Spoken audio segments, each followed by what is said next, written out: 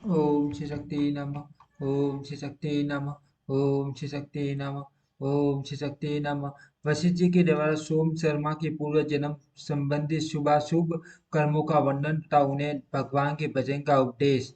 सोम शर्मा ने पूछा, कल्याणी मैं किस प्रकार सर्व की और गुणवान पुत्र प्राप्त कर सकूंगा। सुमना बोली, स्वामी आप मां मुनि वशिष्ठ जी के पास जाइए, वे धर्म के ज्ञाता हैं, उन्हीं से प्रार्थना कीजिए। उनसे आपको धर्मज्ञ एवं धर्म वत्सल पुत्र की प्राप्ति होगी। सूची कहते हैं, पत्नी के योग कहने पर दिव्यश्रेष्ठ सोम शर्मा सब बातों के जानने वाले तेजस्वी और तपस्वी महात्मा वशिष्ठ जी के पास गए। वे गंगा जी के तट पर स्थित अपने पवित्र आश्रम में विराजमान थे। सोम शर्मा ने बड़ी भक्ति के साथ बारंबार उन्हें दंडवत प्रणाम किया। तब पाप रहित मां तेजस्वी ब्रह्मपुत्र वशिष्ठ जी उनसे बोले, मां मती इस पवित्र आश्रम को सुख से बैठो। यह कहकर उन योगीश्वर ने पूछा, मां बाप आपके पुण्य कर्म और अग्निहोत्र आदि कार्य कुशल कुशल से हो रहे हैं ना। शरीर से तो निरोग रहते हो ना, धर्म का पालन तो चढ़ाई करते ही होंगे। श्रेष्ठ बताओ, मैं आपकी कौन सी प्रिय कामना पूर्ण करूं। इस प्रकार संभाषण करके वशिष्ठ जी चुप हो गए। तब सोम शर्मा ने कहा, तात किस पाप के कारण मुझे दरिद्रता का कष्ट भोगना पड़ता, मुझे पुत्र का सुख क्यों नहीं मिलता। इस बात बात का मेरे मन में बड़ा संदेह है। किस पाप से ऐसा हो रहा है, ये बताइए। माँ मुझे मैं मान पाप से मोहित एवं विवेक शून्य हो गया था। अपनी प्यारी पत्नी के समझाने और भेजने से आज आपके पास आया हूँ। वशिष्ठ जी ने कहा, दिव्यश्रेष्ठ मैं आपके सामने पुत्र के पवित्र लक्षण का वर्णन करता हूँ। जिसका मन पुण्य में आसक्त हो सदा सत्य धर्म के पालन में तत्पर रहता है वो। और जो बुद्धिमान ज्ञान संपन्न तपस्वी वक्ताओं में श्रेष्ठ, सब कर्मों में कुशल, धीर, वेदाध्ययन प्रायण, संपूर्ण शास्त्रों का वक्ता, देवताओं और ब्राह्मणों का पुजारी, समस्त यज्ञों का अनुष्ठान करने वाला, ध्यानी ध्यानी त्यागी, प्रिय वचन बोलने वाला, भगवान श्री विष्णु के ध्यान में तत्पर, नित्य शांत, जितेंद्र, सदा जप करने वाला, पितृ भक्ति परायण, सदा समस्त सज्जनों पर स्नेह रखने वाला, कुल का उदारक, विद्वान तथा कुल को संतुष्ट करने वाला हो। ऐसे गुणों से युक्त उत्तम पुरुष ही सुख देने वाला होता है। इसके सिवा दूसरे तरह के पुत्र संपन्न जोड़कर केवल शोक और संताप देते हैं। ऐसा पुत्र किस काम का काम का उनके उसके होने से कोई लाभ नहीं। माँ प्राज्ञ, आप पूर्व जन्म में शूद्र थे।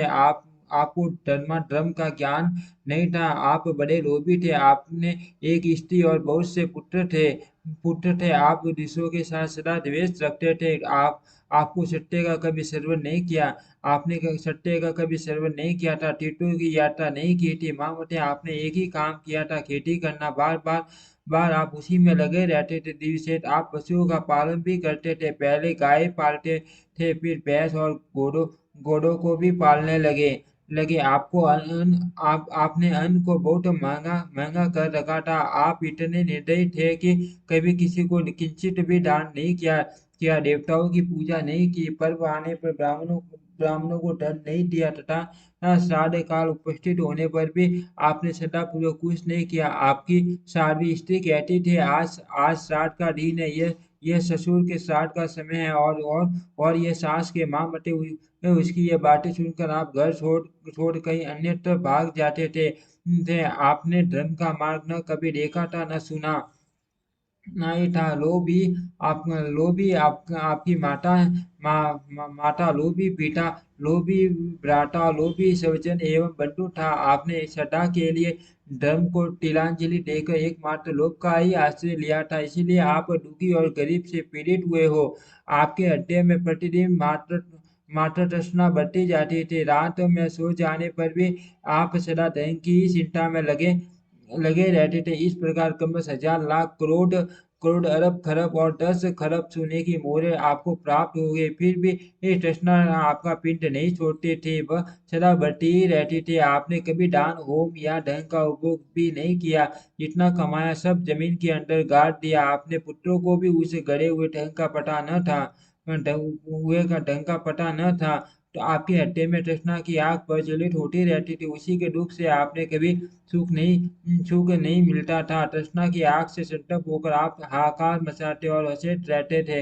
विप्र, और इस प्रकार मोह में पड़े पड़े ही आप काल के अधीन हो गए। स्त्री और पुत्र पूछते ही रह गए, किंतु आपने उन्हें न तो उस धन का पता बताया और न उन्हें दिया ही आप प्राण त्याग कर यमलोक में चले गए। इस प्रकार मैंने आपके पूर्व जन्म का सारा वृतांत कह सुनाया। विप्रवर, उसी कर्म के कारण आप निर्धन और दरिद्र हो जिसके ऊपर भगवान श्री विष्णु प्रसन्न होते हैं, उसी के घर में सदा सुशील, ज्ञानी और सत्य धर्म परायण पुत्र होते हैं। संसार में जिसको जिसको भक्तिमान श्रेष्ठ पुत्र की प्राप्ति हुई है, वह भगवान कृष्ण भगवान का कृपा पात्र है। भगवान श्री विष्णु की कृपा के बिना कोई भी स्त्री पुत्र उत्तम जन्म तथा उत्तम कुल को और श्री विष्णु के पास परम धाम को नहीं पा सकता।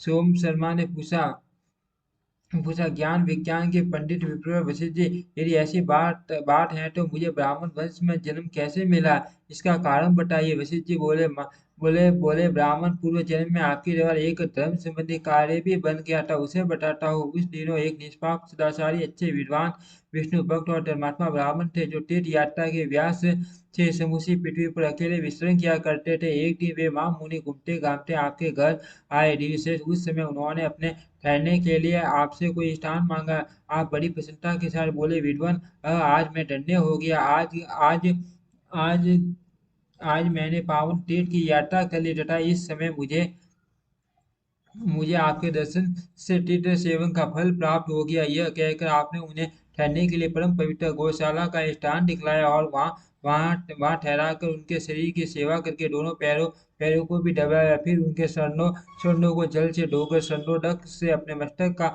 अभिषेक किया। तत्पश्चात तुरंत ही दूध, दही, घी और मट्टे के साथ उन्हें ब्राह्मण देवता को अन्न अर्पण किया। महामते, इस प्रकार अपनी स्त्री से सेवा करके आपने ब्राह्मण को बहुत संतुष्ट कर लिया। दूसरे दिन प्राप्त काल अत्यंत शुभ कारक पुण्य दिवस आया। उस दिन शुद्ध आषाढ़ मास की शुक्ल द्वादशी थी, जो सब पापों का नाश करने वाली है। उसी तिथि को भगवान श्री विष्णु को योग निंदा का आश्रय लेते हैं। वह तिथि आने पर बुद्धिमान और विद्वान पुरुष घर के सारे काम छोड़कर भगवान श्री विष्णु के ध्यान में से लगन हो गए। गीत और मंगल वाद्यों के द्वारा परम उत्सव मनाने लगे। समस्त ब्राह्मण वेद के सूक्तों और मंगलमय स्रोतों द्वारा भगवान की स्तुति करने लगे।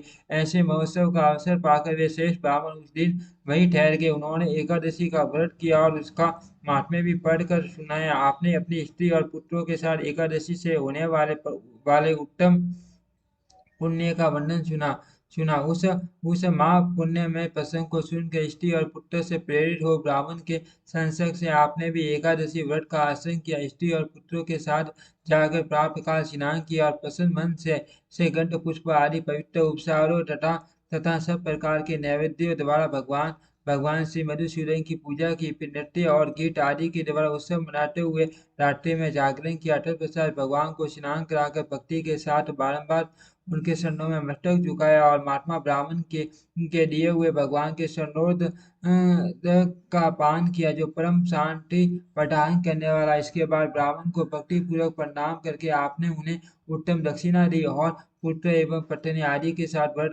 व्रत का पालन किया। इस प्रकार भक्ति और सद्भाव के द्वारा आपने ब्राह्मणों को बलिपाटी प्रसन्न कर लिया। अर्थ ब्राह्मण के संग और भगवान श्री विष्णु के प्रसाद से सत्य धर्म में स्थित होने के कारण आपको ब्राह्मण का शरीर प्राप्त हुआ। आपने धन के लालच में आकर पुत्र का स्नेह त्याग दिया। उसी पाप का यह फल है कि आप पुत्रहीन हो गए। विप्र, उत्तम पुत्र, उत्तम कुल, धन धान्य, पृथ्वी, स्त्री, उत्तम जन्म, श्रेष्ठ मृत्यु, सुंदर भोग, सुख, राज्य, स्वर्ग तथा मोक्ष आदि जो दुर्लभ वस्तुएं हैं, वे सभी परमात्मा भगवान श्री विष्णु की कृपा से प्राप्त होती हैं।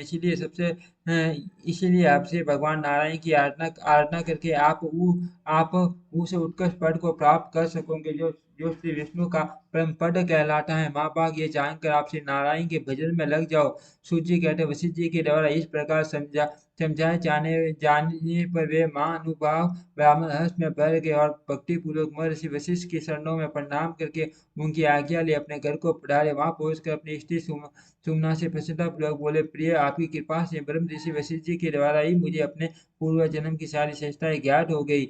ओम श्री शक्ति नमः। ओम श्री शक्ति नमः।